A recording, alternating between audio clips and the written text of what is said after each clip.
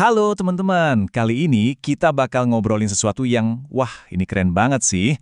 Perpaduan antara iman dan psikologi, peran doa dalam konseling. Dan ini bukan cuma soal praktek spiritual biasa loh, ini adalah isu yang punya akar teologis yang dalam banget. Dan kalau kita paham, ini bisa mengubah total cara kita memandang proses menolong orang lain. Oke, kita langsung mulai dengan pertanyaan yang sedikit provokatif ya. Gimana kalau ternyata cara kita memahami doa selama ini itu sebenarnya salah kaprah? Nah, pertanyaan inilah yang jadi pusat dari seluruh pembahasan kita hari ini. Jadi, ini dia argumen utamanya. Banyak banget gagasan modern kita soal doa itu ternyata dibangun di atas fondasi yang rapuh, yang nggak sesuai sama makna aslinya di Alkitab. Nah, dalam sesi ini, kita akan bedah tuntas perspektif teologis yang spesifik ini. Siap-siap ya, mungkin ada beberapa keyakinan kita yang bakal sedikit terguncang. Oke, sebelum kita membangun sesuatu yang baru, kita harus bongkar dulu yang lama kan? Jadi, mari kita mulai dengan melihat apa aja sih yang dianggap sebagai gagasan-gagasan keliru tentang doa yang udah terlanjur mendarah daging di pikiran kita.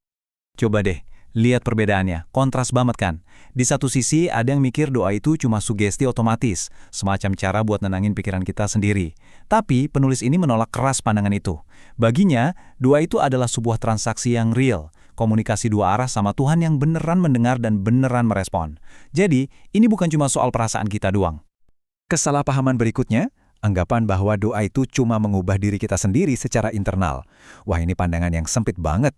Sebaliknya, penulis berargumen kalau doa itu bisa jadi kekuatan yang luar biasa, yang secara misterius bisa melibatkan Tuhan dalam kejadian-kejadian nyata di dunia ini. Dampaknya itu jauh melampaui batin kita. Nah, ini juga perbedaan yang penting banget. Penulis ngebedain banget antara doa dengan apa yang dia sebut meditasi timbur, yang fokusnya itu ke dalam diri, mencari ruang batin. Meditasi Alkitabiah, menurut pandangannya, justru sebaliknya. Fokusnya keluar, ke pribadi Tuhan dan kebenarannya. Objek fokusnya itu beda total. Sip, kita udah bongkar ide-ide yang keliru. Sekarang, waktunya kita membangun fondasi yang kokoh. Mari kita gali kerangka teologis yang ditawarkan penulis, mulai dari akarnya langsung, yaitu dari bahasa aslinya. Kenapa sih kita harus repot-repot lihat bahasa aslinya? Karena menurut penulis, di dalam kata-kata Yunani asli ini tersimpan definisi doa yang jauh lebih kaya dan presisi. Kata-kata ini adalah kuncinya. Kita mulai dari proseuche. Gampangnya, anggap aja ini kayak payung besarnya doa. Ini istilah yang paling umum yang mencakup semua jenis komunikasi kita sama Tuhan, terutama dalam konteks penyembahan yang luas. Selanjutnya ada diesis. Nah, kalau tadi proseuche itu payungnya, diesis ini lebih spesifik. Inilah doa permohonan. Saat kita datang ke Tuhan bawa daftar permintaan kita, karena kita ngerasa butuh banget sesuatu. Itu diesis. Dan yang seringkali kita lupakan, Eukarista. Ini adalah doa ucapan syukur. Doa yang kita panjatkan untuk berterima kasih atas kebaikan Tuhan. Gak peduli keadaan kita lagi baik atau buruk. Ini penting banget buat mengkalibrasi hati kita, supaya fokusnya kembali ke siapa Tuhan itu, bukan cuma apa yang kita mau dari Dia. Oke, teorinya udah dapat nih. Terus gimana prakteknya di dunia nyata? Mari kita bawa semua konsep ini ke dalam ruang konseling. Dan kita lihat dari sudut pandang seorang konselor. Nah, penulis ngasih panduan praktis nih.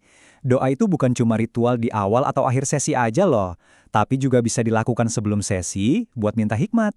Dan yang paling keren, doa itu bisa muncul spontan di tengah-tengah sesi. Misalnya pas ada momen pencerahan atau justru pas lagi krisis.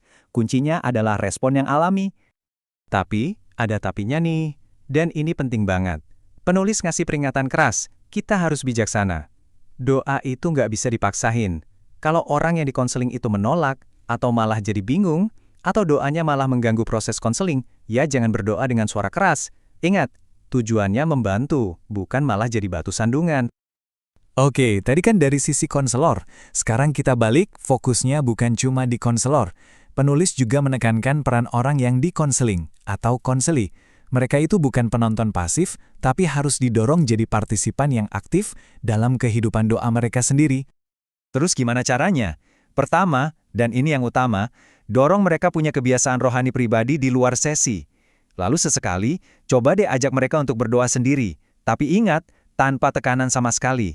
Nah, disinilah kepekaan konselor diuji, untuk bisa merasakan apakah doa yang diucapkan itu tulus dari hati atau cuma formalitas belaka. Nah, sekarang kita masuk ke bagian yang mungkin paling berat, paling bikin galau. Gimana kalau kita udah berdoa, tapi rasanya kok nggak ada jawaban? Penulis membahas pertanyaan sulit ini dan menguraikan 5 alasan teologis kenapa doa kita seolah-olah nggak dijawab.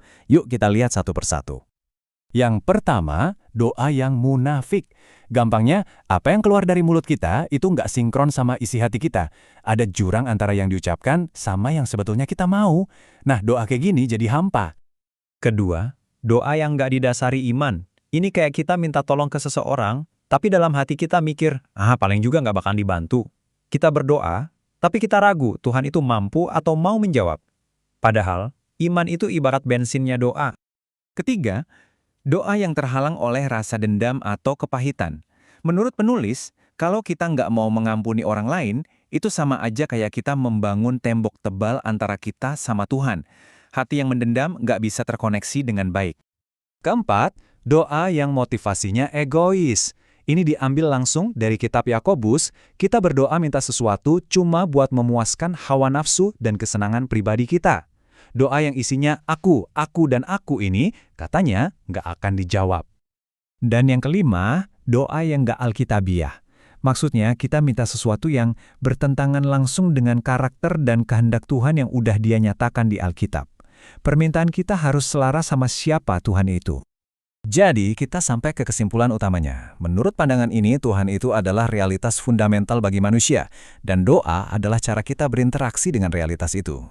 Nah, kita tutup pembahasan ini dengan satu pertanyaan buat kita renungkan bareng-bareng. Kalau doa adalah cara kita terhubung dengan realitas sejati, lalu apa artinya kalau doa itu tidak ada dalam hidup kita?